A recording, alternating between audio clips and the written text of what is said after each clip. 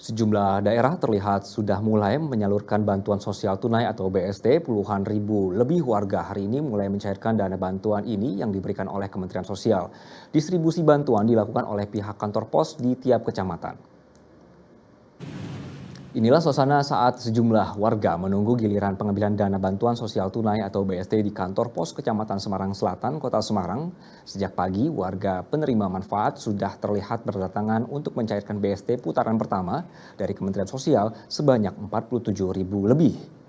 Untuk menghindari penumpukan serta antrian panjang, pihak kantor pos yang berkoordinasi dengan Dinas Sosial menerapkan sistem undangan dengan membagi waktu berbeda setiap kelurahan. Warga yang datang dengan membawa undangan akan dilakukan verifikasi pencocokan data identitas, baik dari kartu tanda penduduk maupun kartu keluarga.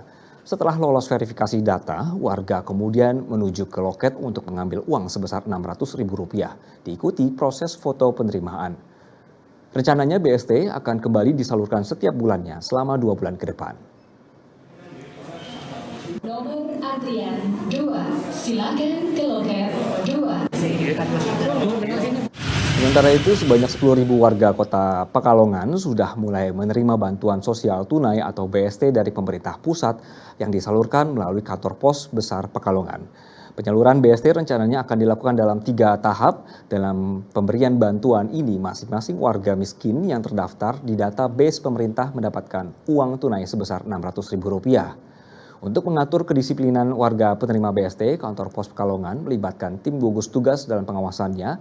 Total, pemerintah pusat menggelontorkan anggaran Rp60 miliar berupa uang tunai. Dengan program BST, pemerintah berharap warga miskin bisa bertahan selama berlangsungnya pandemi COVID-19.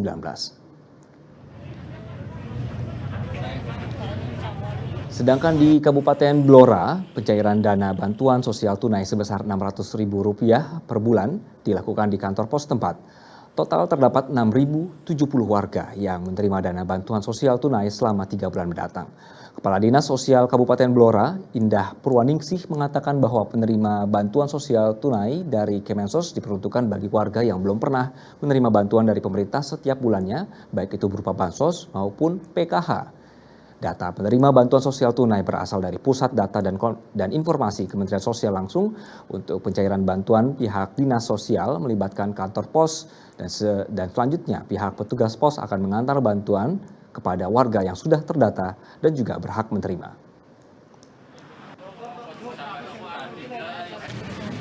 Sedangkan di Jogja, pemirsa, untuk pertama kalinya dilakukan di Kabupaten Kulon Progo.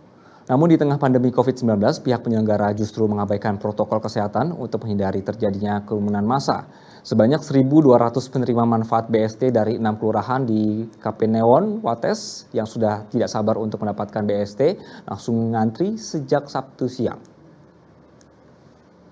Meski terus diliputi rasa was-was, mereka pun pasrah dengan berdesakan dengan warga lainnya. Untuk menghindari kerumunan semakin banyak warga, gerbang gedung kesenian akhirnya ditutup sementara dan pencairan dilakukan untuk warga yang sudah datang dan juga antri.